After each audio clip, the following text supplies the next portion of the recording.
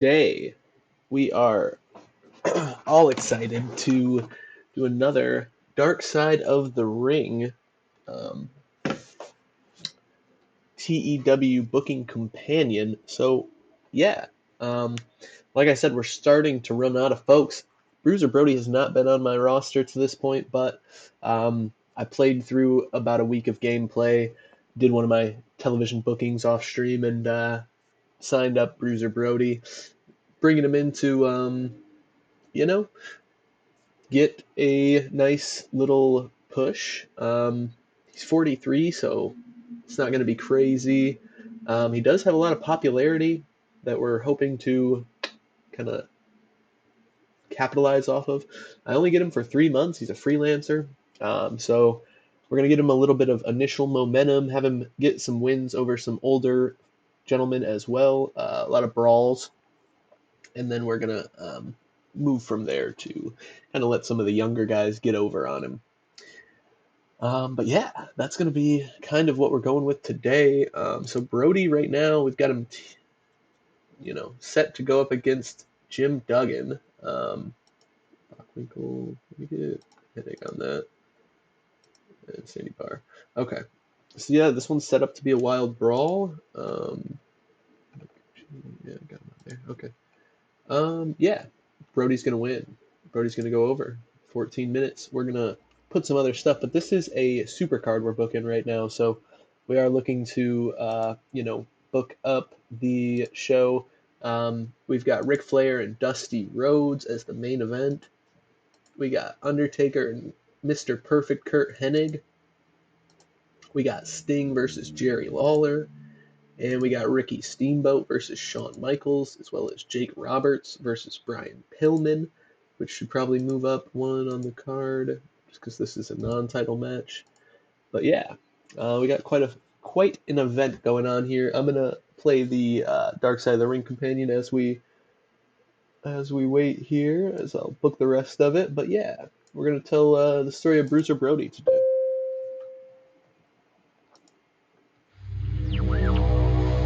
Good evening, everyone. Welcome to Championship Sports. By now, all of you have heard about the tragic and untimely death of Bruiser Brody. Very disappointing to all. A wrestler prior to a bout in Puerto Rico.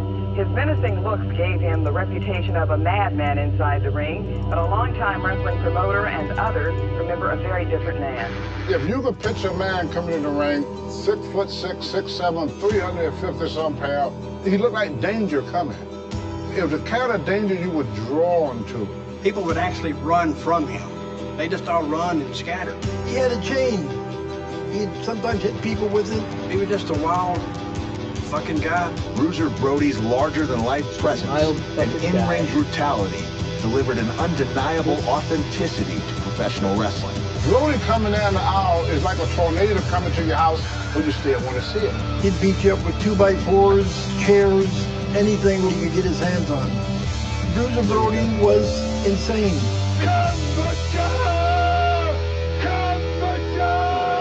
On July 16th, 1988, this insanity bled out of the ring into real life when Bruiser Brody was violently killed in a locker room, moments before the opening bell. In the world of professional wrestling, it is still the only sport where its characters live in two worlds, where fantasy bleeds out into reality. Hi, I'm Mick Foley. In my career, there was one man more than any other I wish I could have had the opportunity to step into the ring with. That person was Bruiser Brody. The day that I got my hands on an old VHS tape with vintage Brody matches was the day that everything changed for me. I wanted to be the next Bruiser Brody.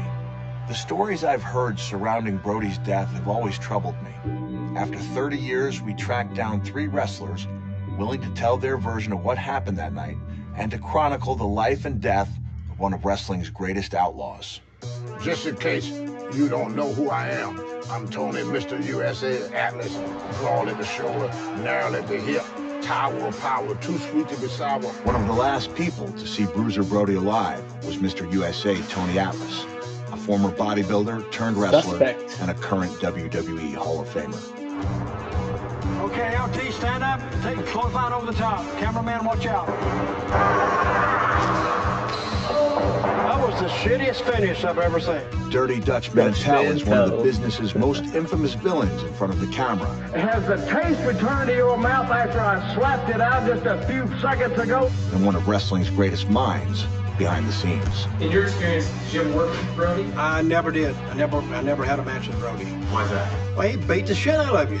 And then there's the madman from the Sudan, Abdullah the Butcher. Abdullah was also Bruiser Brody's greatest in-ring nemesis. And, you know, this is a very graphic display of exactly what the world of professional wrestling is all about, the dark side, so to speak. I've been in the business for 53 years. The dark side. What else can I say? My name We is watched Abdullah's Butcher, episode. right? It's a I'm bad not a man. wrestler. I don't grab holds. I use karate. I use jujitsu. Okay? I'm not a wrestler. I can beat you up any time that I want to beat you up. You understand? And the guy behind the camera, give me the fork so I can stab it all in his head. Then you'll know. Let me tell you something. Don't you ever say that me and Brody was fake. We are not fakes. We kept bringing them back and back, and the people would say, when I seen that match, that was no bullshit. What would a match resemble between Abdullah and Bruiser Brody? A bloodbath. Every night. We were like killers. We kept pounding. When you get Abdullah Butcher and Bruiser Brody in the ring, there'll be a lot of blood. Because Abdullah had his fork, and they did it every night. It was just a formula. Oh, I love the fork. I'd stab him in the head, stick it in his mouth, do everything. Probably 85% of the match was outside the ring. He struck fear in the hearts of fans. When he went down to the ring, people moved out of the way. That's an art. Brody's reputation in the business was he was a main eventer. And he could make you a lot of money. So that's why he was so popular. That's why so many promoters wanted him, because he could put asses in the seat.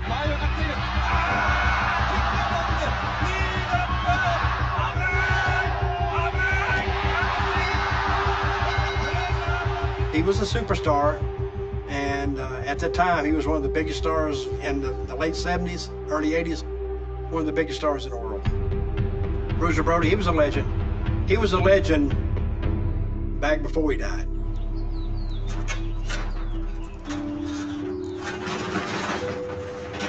Oh my gosh. Oh my God. Well, every time I come out here, I find something new. Look at this, another one. Some sentimental stuff associated with it. There's a lot of it, though.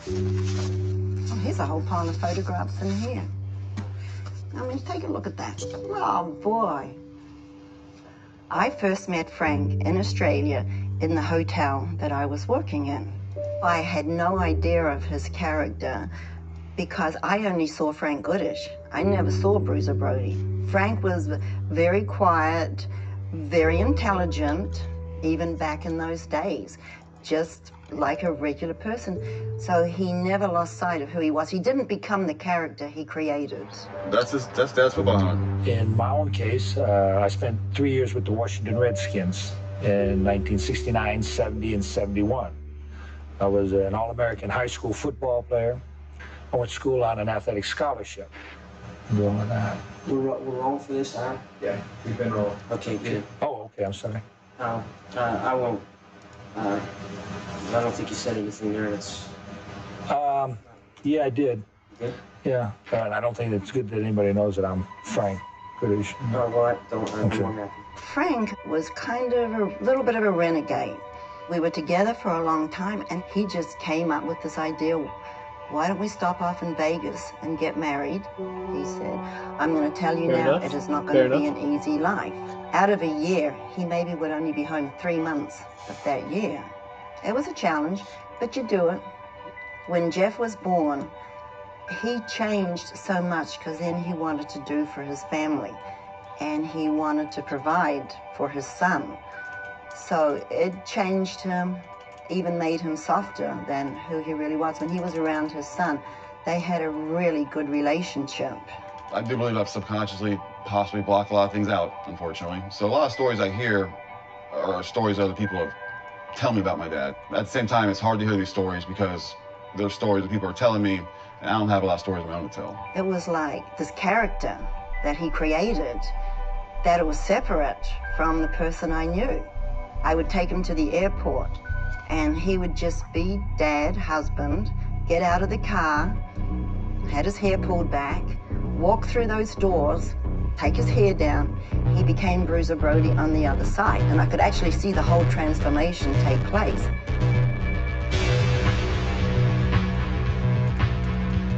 In July 1988, Frank departed for a booking in Puerto Rico, an isolated wrestling territory notorious for its wild blood feuds and the zealousness of its fans.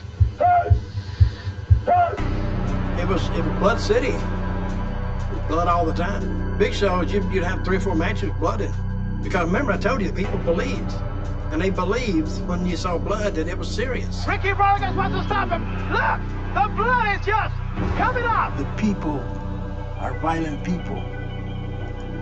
They wanted violence. People throw rocks at you, they throw piss on you, they throw urine on you, they throw feces on you. They stoned me. They used to take cups, put glass or stones and throw them at me. They want to see somebody get hurt. They want to see somebody get carried out on a stretcher. Every place you go, they love violence.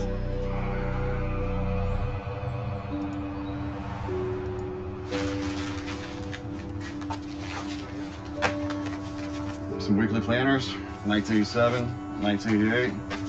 Just his daily activities, it appears, his workout schedule and regimen, and where he's traveling to. San Juan, Puerto Rico, of all places. Yeah, I believe it was either the 16th or the 17th that happened, unfortunately. In July 1988, Frank Goodish left his family in Texas and entered one of the most violent wrestling territories in the world. His family could not have imagined that this would be the last time that they would see him alive.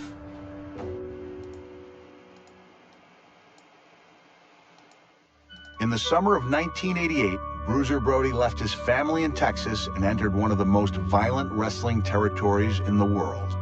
It wasn't only his Puerto Rican fans who were waiting for his return, but some unresolved business and a bitter, long-standing grudge. The World Wrestling Council is Puerto Rico's main wrestling promotion, which was established by wrestlers Gorilla Monsoon, Victor Jovica, and Carlos Colon.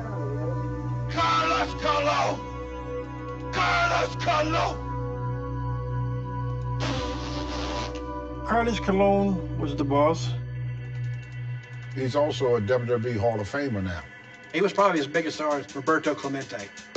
Carlos Colon's right-hand man was Jose Huertes Gonzalez, a local wrestler celebrated in the ring as Invader #1. Gonzalez also acted as the company's booker, the person in charge of the creative direction and outcomes of wrestling shows. Frank understood the value of his character consistently appearing as an unbeatable monster to fans, as a way to keep them coming back for more. He took this aggression to a new level when he wrestled a young Jose Gonzalez, when Gonzalez was hoping to make a big impression in the WWF. Brody and Invader, they didn't really care for each other. Their personalities did not mesh. Even their matches, you could tell there was something not quite right with them. He was a pretty decent guy, if he liked you. If he didn't like you, he would beat the living crap out of you. But I just seen Brody take people in the ring many a time and just beat them unmercifully. He would just beat them to death. Well, I've tried to piece it together over the years. What brought this on? Let's go back into the past.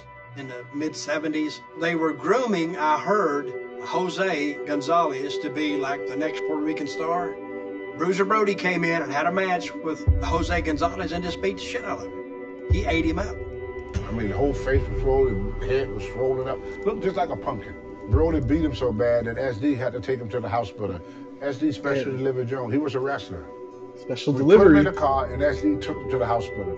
And he turned to SD Jones and said, "One day I'm gonna kill that man." He was angry. Ooh. I mean, his head looked like a pumpkin, brother. Bruiser Brody was worried about one image. Yeah. It was Bruiser Brody. Once the people see you get beat once or twice, that brand, and he knows this, the brand becomes kind of violated, and he didn't want that to happen, and that's why he acted the way he did. I don't know about the other professional wrestlers. I only know about Bruiser Brody. And when I go in the ring, it doesn't matter whether I'm in Texas or New York. It doesn't matter whether people like me or dislike me. I'm going to be just as aggressive every night. But I also heard that Brody was making huge money in Japan, and he had wanted to invest in a wrestling promotion somewhere. And he had Puerto Rico in mind. And there was an owner, a part owner, a minority owner, named Victor Quinones, who had 10% or something. But a lot of it was owned by Gorilla Monsoon. Nice. And I think Victor Quinones was brokering a deal between Monsoon to sell his shares Good match. to Brody, which would have made Brody probably a minority owner. Brody had an that company. They wanted his money, but they didn't. Holy shit, y'all. Holy shit. Good wrestling, decent crowd reaction. Bruiser Brody at 40 fucking old years is having a 91. A 91 against Brody a ain't 66. that type of guy. Brody had his opinions. If you didn't like them, too bad. Can you tell us your name? David Manning. I was the booker for World Class Championship Wrestling. I was a little worried because Frank was going to Puerto Rico to wrestle. Nice. Frank said they owed him about around $25,000. And he had asked for the money politely. He had been waiting for the money. He told me before he left, remember I said this, I'm coming back with my money. And he said if I have to beat every one of them up, I'm getting my money. Brody had mentioned to people that, and if he took over, he was going to get rid of Jose. 87. And also, 91. Jose Gonzalez had just lost 94. his 3-year-old daughter. Ric She Flair, died in a Dusty swimming Rhodes pool for the accident. win. She drowned about 3 months earlier. Now his job is being threatened. He doesn't like Brody in the first place. So you add all those ingredients, Okay. it's like fire and gasoline. An explosion was going to happen, and it did.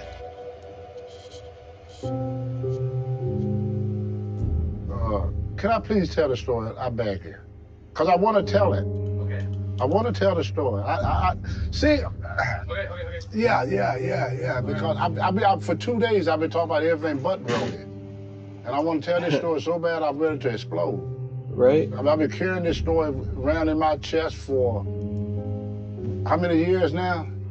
This is how me and Brody started our day. Yeah. We were working out in the gym that morning. The same routine we did, this last day here on Earth. I go to the gym every morning anyway. And so me and him, we worked out together. And he said, hey, Tony, want to go get something to eat? So I said, oh, sure, I got to go get something to eat. And then he turned to me at breakfast and he said, I waited a long time to get in down here. So I just got the impression that maybe, just maybe, that he bought in the company. And he said, you are going to see a lot of changes. We was at the hotel, and Bruiser Brody and Dutch Mantell was sitting on the steps outside in the front of the building. And I said, Brody, I figure you be gone by now. He said, I'm waiting on Jose Gonzalez. He's supposed to pick me up. And right there, I said, that's unusual. Why would Jose, the booker, leave his main eventer? And I said, you could ride with us if you like. So we went to the show, and traffic was horrible leading into the stadium because the cars were lined up, so you know it was going to be a sellout. And we hopped out, and we took our bags to where the dressing rooms were. Now, looking back on it, was kind of strange, because when I walked in, that moment I got a strange feeling. But Jose was sitting there. I said, he's here. As soon as I come to the door, I saw the three of them sitting there, talking. Jose, Carlos Colon, and Victor, they were sitting in the football huddle. Yeah, it kind of seemed a little strange, because I've never really seen them together like that. And it didn't look like they were in conversation. They were just sitting there, which was even more strange. Gonzalez gets up from his seat, looked me straight in the face, and left. never looked at Brody, never looked at Dutch, and he walked out of the dressing room. And Brody sat down right beside me. And I sat there maybe 5 minutes. And that feeling of tension, it just got stronger. So I said, I gotta get out of here. I gotta move, maybe if I move around, it'll go away. So I get up and walk out. I go and I sit in the dugout, and I'm watching the crowd come in. So I had my art pad, I set my bag down, I set my chair, and I started sketching. Brody came over, and he looked at it. He said, that is freaking fantastic. He get all excited, big smiles on his face and everything. And he said, I wonder if you could do one for me. So he opened up his little pouch, reached in, and pulled out a picture of his son. Jose came back into the dressing room. I looked up, and Jose was standing there. And he had a towel over his hand. Brody, can I talk to you for a minute, please? Just like that. Can I talk to you for a minute, please? And Brody said, yeah. And he walked in there. And that's where it happened. It's not unusual to discuss match plans privately, but on this evening, the conversation between Brody and Gonzalez would descend into an unthinkable nightmare. No friends for Brody here. Not any new ones, anyway. He's already good friends with Fritz. In Puerto Rico, before his match, Bruiser Brody is summoned to a private meeting with talent booker Jose Gonzalez. There was a history of bad blood between Brody and Gonzalez, and wrestler Tony Atlas was witness to the growing tension. He had a bag in his hand, the picture of his son in this hand.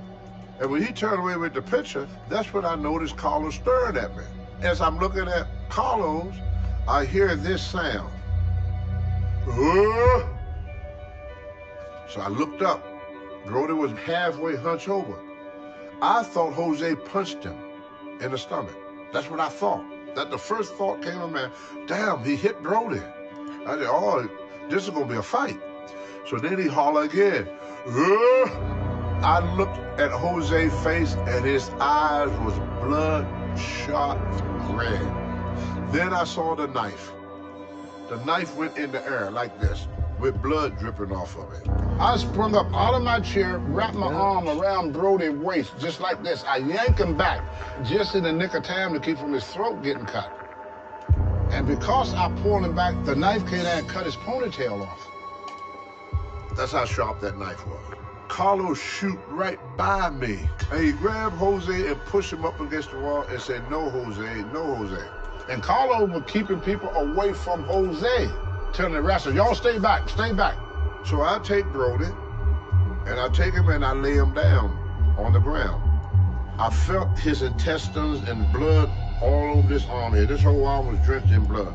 And he looked up at me, he said, brother, don't let him hurt me no more. Please, brother, don't let him hurt me no more. He said, don't let them, not him, them. That's why I didn't know who the hell he was talking about. Who else is involved in this, I'm thinking. I said, ain't no fucking body gonna do anything to you. Jerry, Carlos tried to approach Brody after I laid him down. I told Carlos, I said, don't bring your ass over here. I will knock your motherfucking head right off the shoulder.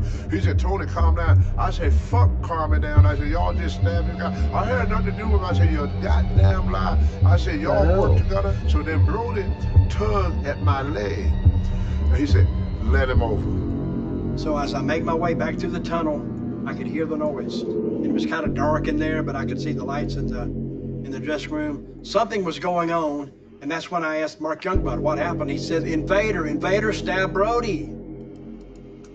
The dressing room is in a panic. And I see Brody laying in front of me. And Carlos is leaning over him, talking to him. He said, Brody, is there anything I could do for you? That's what Carlos asked Brody. Brody said, just take care of my family. And I don't know what Carlos was saying, but I'm sure he's saying, hang on there, man. We're going to get you help. We're going to get you help. But I do remember Brody looking up at Carlos and telling Carlos, tell my wife I love her. That's the only thing I heard him say. So that right there tells me that he doesn't have a lot of faith in his own survival. The shower had a door on it that wasn't clear. It was translucent, that you could see light behind it and figures. Vader never came out of that shower. He never came out. And he was in there with Jovica, who was part owner of the company, and they were screaming at each other. There's nothing I could really do, just watch. He walked out of the shower, walked around Brody's feet, went to his bag, got his keys, and he left. And his shirt, they said, was torn. Which tells me that whatever happened in that shower, that it was a physical confrontation with Brody ripping the shirt. It took at least 35 to 45 minutes for the ambulance to get there. They tried to put Brody on the shower. They couldn't lift him. I thought it was Vader and the owner in the shower, but they were in there with Brody? I got down in the squat position, squatted all the way down, and slid my arm underneath him. And he looked up at me and said, "Don't you drop me." And I said, "Don't worry, brother, I curl more than what you weigh." So I pulled him gently and laid him on the girder. The old man walked back to the back of the ambulance to shut and lock the door. He said, "Before I shut the door, is there anybody here that want to go with him to keep his company?" So I said, "I go." And I jumped and got on the ambulance. And 43, y'all, guys 43. looked at me like, "What in the fuck is wrong with Tony? He should stay out of this." You can almost feel they thinking this. Nobody was saying nothing, but you can almost feel that they were thinking, what is wrong with him? Like I've said before, I'm not a religious person. Never have been. Probably never will be. But I did go and say a lot of prayer for Brody. For whatever worth it could be. If it could help him find. It couldn't hurt. And we were sitting there in the ambulance. Brody was laying there, and I started crying again. I mean, I couldn't hold back the tears. And I sung this song, "If heaven ain't a lot like Dixie, I don't want to go." My voice got choked up, and everything got choked up. I just told him, I said, "You're going to be all right, brother." I said, I'm going to stay with you, man. I said, I'm with you, man. I'm with you. There's an old saying in professional wrestling: consider yourself lucky if you make it out with one true friend. On this night, Brody had that true friend in Tony Atlas, but he would need more than that to make it out alive.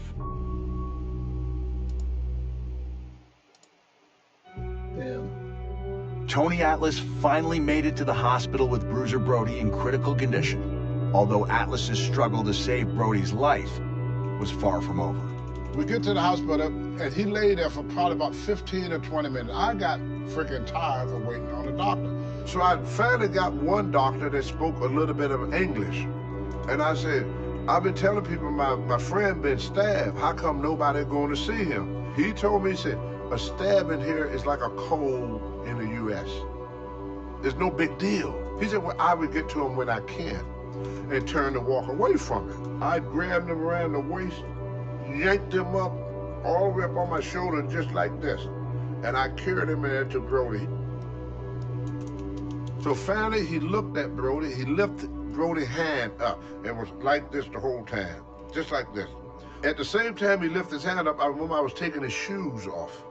When I saw his feet, and it was blue, oh, no, no, no, no, no, because I knew this is real bad. So I said, "Doctor, please get him in now, you got to go now.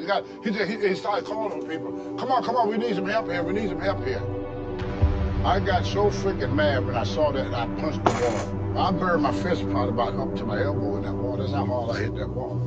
While chaos and confusion erupted at the scene of Bruiser Brody's stabbing, rumors began to fly and word reached across the stadium to Abdullah the Butcher in a second dressing room. The doctor came and says,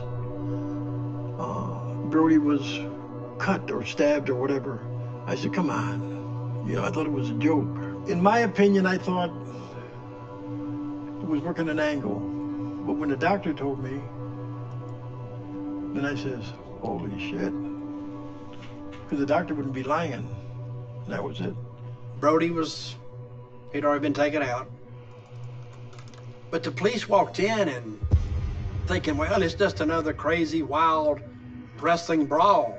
They didn't think it was real. I was banging on the operating room door talking about what the fuck is going on in there, what's going on in there. And the doctor came out and he said, "Tony, he had 2 8-inch cuts." He said, "We got his intestines back together." He said, "The only problem we have now is that his liver was sliced." He told me he was gonna be okay. He said, "He's stable." He said, "But what you need to do, you need to go home because everybody in here is more afraid of you." I wanted to be as far away from that fucking dressing room as I could be. Then I saw Invader walk in, but he had on a different shirt. He continued business like nothing had happened. I don't know why he came back. I really don't. I'm thinking, man, what fucking balls this guy's got? The thing that was so horrible was when I got back to the dressing room. It was more horrible than the stabbing. It was more horrible than him laying on that table. The most horrible thing that happened on that night was going back to that dressing room and hearing laughter. First, I couldn't believe they didn't cancel the show. That was the first thing thinking. And opening up the door, and the blood on the floor ain't even dry yet. And they in the dressing room laughing and joking and patting each other on the back, talking about how great the matches were and what a wonderful show it is. I took the freaking chair and I threw it across the damn hallway. There was a policeman that said, hey, calm down, calm down. He said, did you see what happened? I said, hell yeah, I saw what happened. He said, did you get a look? Did you get a look at the fan that stabbed him? I said, what were you told? He said, everybody in here said that Brody was stabbed before he got in the dressing room, that a wrestling fan stabbed him in the hallway and he stumbled into the dressing room. I said, that's a damn lie. I said, that's some of the bitch sitting right there is the one that stabbed him. He said, you mean Vader? I said, yes, I mean Vader. That sucker right there, that's who stabbed Bruiser Brody. I said, ask everybody in the dressing room. He said, they all tell a different story. I said, they're all fucking liars. I said, he's some of the bitch that stabbed him. He was telling the cops, hey, that's the guy you need to fucking arrest right there. He pointed to Jose Gonzalez. A woman sitting right in the chair right there was putting his wrestling gear in his bag. Like nothing happened. That's the part that messed with my head so much. It was like nothing happened. If you're a policeman and you come into a situation that you think could be staged, they didn't think it was real. Tony knew it was real, so they were actually engaging each other from different perspectives. That's why the disconnect. In professional wrestling, the line between fiction and reality is intentionally blurred. As the night's events continued to unfold, it would be nearly impossible for anyone to tell the difference or to know the truth.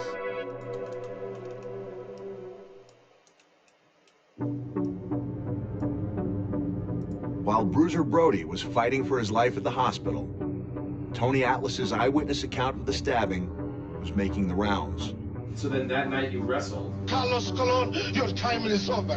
That night I wrestled Aaron Sheik, the night of the murder. I just went and did it.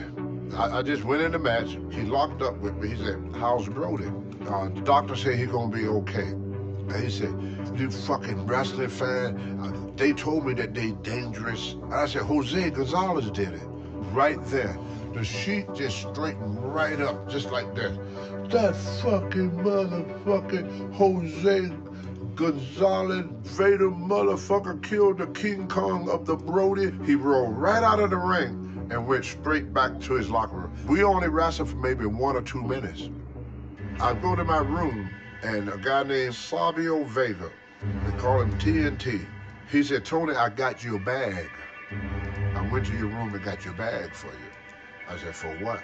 He said, don't go to your room. They are looking for you because you talking. So I took my bag and I went down to the beach and I walked the beach. The homie Savio, dude. Holy shit. That's a big help. Tony Atlas.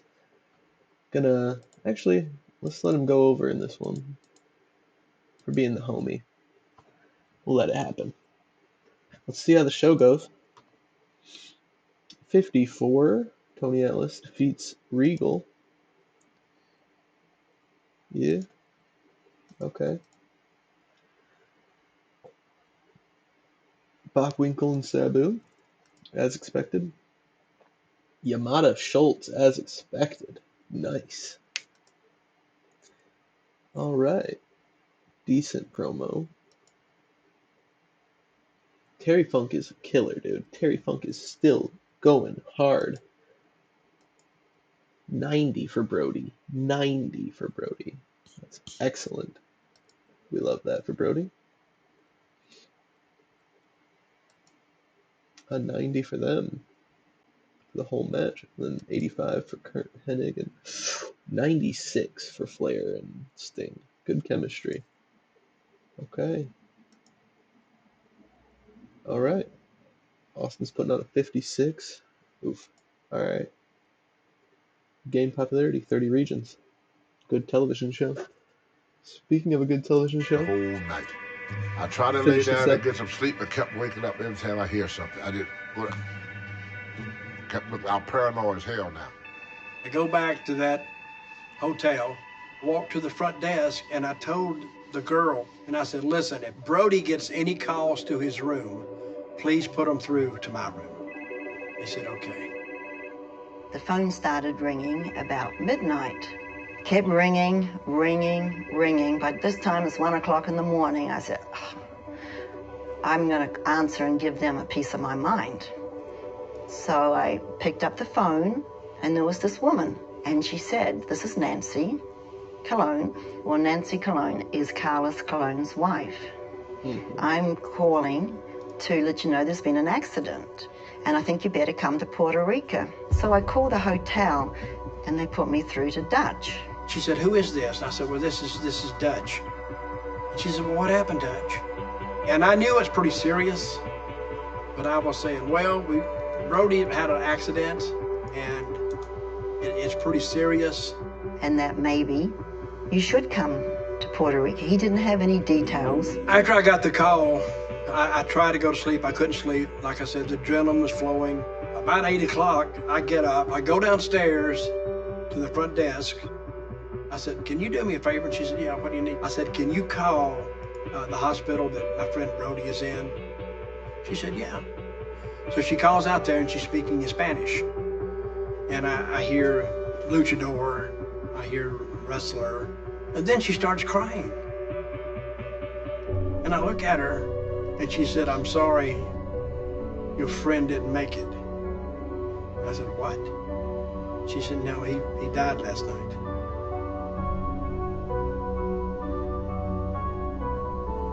Hillbilly Jim. How did you first learn that Brody had passed? Abdullah told me at the meeting, when I slept on the beach the whole night. So now I'm going back to the hotel. I saw Abdullah and some of the wrestlers in the lobby. And they said, Tony, we having a meeting. And they waiting on you to tell them what happened. Did you ever have any hotel room meetings? Hotel? Hell no. No. No, sir. No. Abdullah told us that he didn't have a meeting. He lied. Maybe they did, but not me. You understand? He lied to you, if that's what he told you. I'm telling you what happened. I had 5% of the business. You see what I mean? In a way that people did not want to talk to me. What do you mean? Well, if you own some of the territory, right? Who's going to come and say, oh, this happened, or this guy done this guy done that? They were in their own little bunch. So why would they come and talk to me?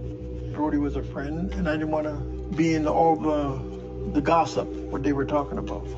Nobody heard me say shit. That's a shame. That's a damn shame that he done that. Dutch Mantell asked him. He was there in the meeting. I think we all met in somebody's room. And somebody said, man, are they investigating this or what? I mean, a man died. What's going on here? I just started thinking, in this territory, this happened? That's why I left. I said, well, I saw it. So I go down, I make my report to the police department. He said, your story is different than everybody else's. He said, we will be contacting you for a court date. He said, now that we got a witness to it, we're going to arrest him. Then they took me, and I gave my statement, and then all through the night, they took statements from the wrestlers. He did say, he says, you tell Carlos Colon, we run this island, not him. I think they asked, did I see a weapon? I did not see a weapon. As a matter of fact, no weapon was ever recovered. That weapon, whatever was used, what knife was used, has never been recovered. I got my bag, I went to the airport, and I left. Then I made arrangements. I said, I gotta go to the airport. Got on the plane with Jeff, get off the plane, waiting to see if anybody was going to pick me up. So I looked around, and here's Abby. I was going, and this lady and this little boy walked up, and she says, oh, Abdullah, you don't know me, but I'm Frank's wife. She says, how's he doing? I said, what? She said, well, how's he doing? I says, they didn't tell you? Tell me what? I says, she's bumming everyone out. It's her first day. And she grabbed me. She said, oh, no. All you think about is surviving. All I thought about was I saw a man get stabbed to death holding on and Dan with a picture of his son in his hand. He never put that picture down, brother. When I put him on the ambulance, he had a picture in his hand. He laying on the floor, he's still holding that picture. He go in the operating room, he never put that picture down, brother. Never. The irony of Brody's greatest nemesis delivering this news was only the beginning of the unthinkable events that would follow.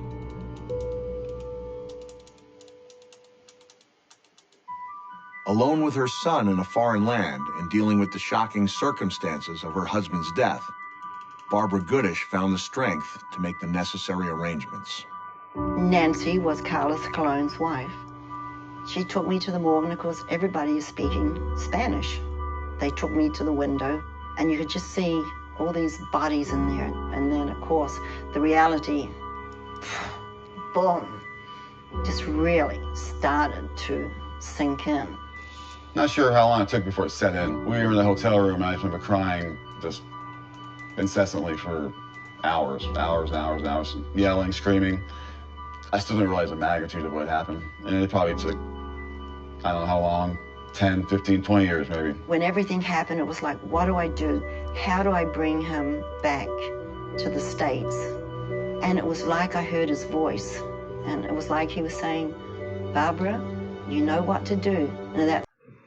We're going to give Brody a loss here. We're going to let Terry Gordy win over him. They're already in the well-known section, but Terry Gordy should be a higher level star. So we're going to give him the W. I don't want to make him lose to new incoming Bruiser Brody, but yeah, they're going to have a nice little brawl. Brody, the skilled, tough, rough, brawling maniac heel, and Terry Gordy, the tough up-and-comer, He works kind of a tweener. He works with Michael Hayes from time to time. Those two as a tag team with the Freebirds. But on his own, he shines. He likes to be kind of the fan favorite. So yeah, we'll give him a W. At the moment, it was, I need to cremate him down here and take him home with me. There was a very simple ceremony in Puerto Rico. I mean, nobody was there except me and Jeff and some of the wrestlers and some of the Puerto Ricans. And Jeff picked out his dad's casket. It was blue. When did you hear Jose was arrested? Start there. About 3 or 4 days later. From what I hear, he was taken down to a local precinct, never was put in the cell. Bail was made for him immediately by some big businessmen there, and he walked back home the same day. And so did you come to learn anything about Jose Gonzalez during any of this stuff? I know that I'm not going to say his name. I know that the attacker like the new Sean. did it. From what I can hear from everybody, the whole court case was a sham. The Sean Ager Do you think photo. there was a cover-up? No, it's not good. The only guy that could have covered was Javik and I, and we didn't do that. Right. We told the judge and in the courtroom, we said what we saw. We didn't really, because I didn't see any stabbing, I didn't see any weapon, I didn't see anything. A guy named Tony Rumble, the Boston bad boy, banging on the door, said, Tony, put your channel, put the TV on certain channel. They're talking about the Puerto Rico thing. I flip the TV on, I see Jose on TV coming out of the courthouse. I said, what, they had a hearing? He said, no, they have a trial. They let him go for self-defense. Oh, you gotta be kidding me. They never contact me. So you never never got contact? Never. Nothing. Never did. Never did. Finally, my subpoena came in the mail So for corrupt. my appearance. And I already knew the verdict by the time my subpoena arrived at my door. It was 10 days late. That's why the verdict came back not innocent, but not guilty. And Jose never testified. But they believed what his attorney put out, that he was just merely acting in self-defense. The fans in Puerto Rico believed wrestling was real. That was the major reason that Jose was acquitted, because they believed Brody was this character, this wild-looking psychopath, hulking figure, and his defense was self-defense. Do you believe it was really self-defense? Well, I don't know, really, I don't know. You know, I respect the law. So sad, I really, you know, like, Oh, so sad. I would want to talk about this anymore because it makes you sad. Yeah, I'm sure you don't. 1 month after Because it's Bruiser sad. Brody's passing, That's why. All Japan Pro Wrestling hosted a massive tribute show, inviting both Barbara and her son Jeff to be honored in front of the 17,000 fans in attendance.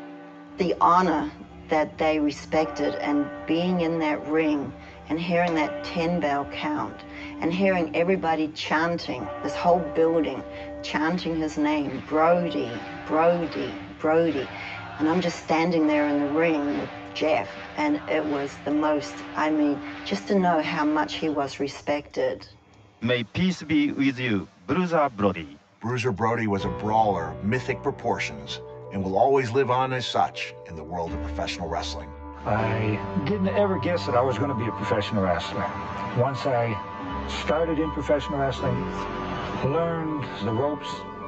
If I had it to do over again, I think that I would probably even pass up my 3 years in the NFL and devote them to wrestling because it's been that good to me.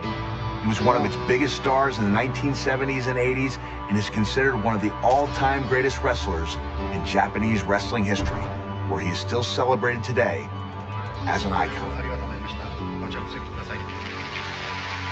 Yeah, justice would be great. Some personal justice would be more gratifying than some legal justice, honestly. Mr. Brody, every dog has his day. You cannot kill a legend. See, legends never die. So if that was Jose's theme, is to kill a legend, he failed miserably. Nobody knows the exact circumstances, including the words, if any, exchanged between Frank Goodish and Jose Gonzalez on the night of Brody's death. It remains one of wrestling's darkest and most intriguing mysteries.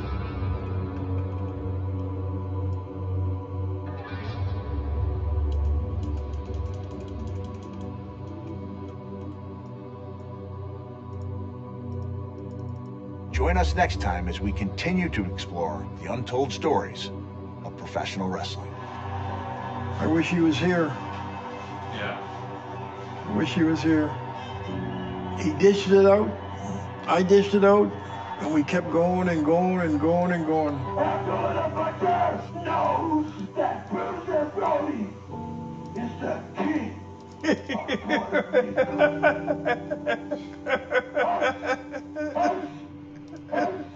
Brody.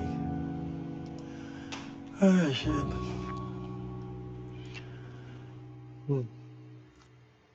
Wow.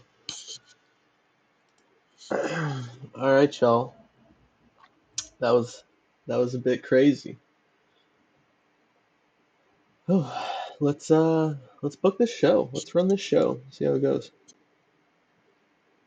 Kenji Yamada defeated Onita 80-65 at a segment rating of 77 there. Nice angle to open it up. Not too bad. Wow. Austin and Valentine.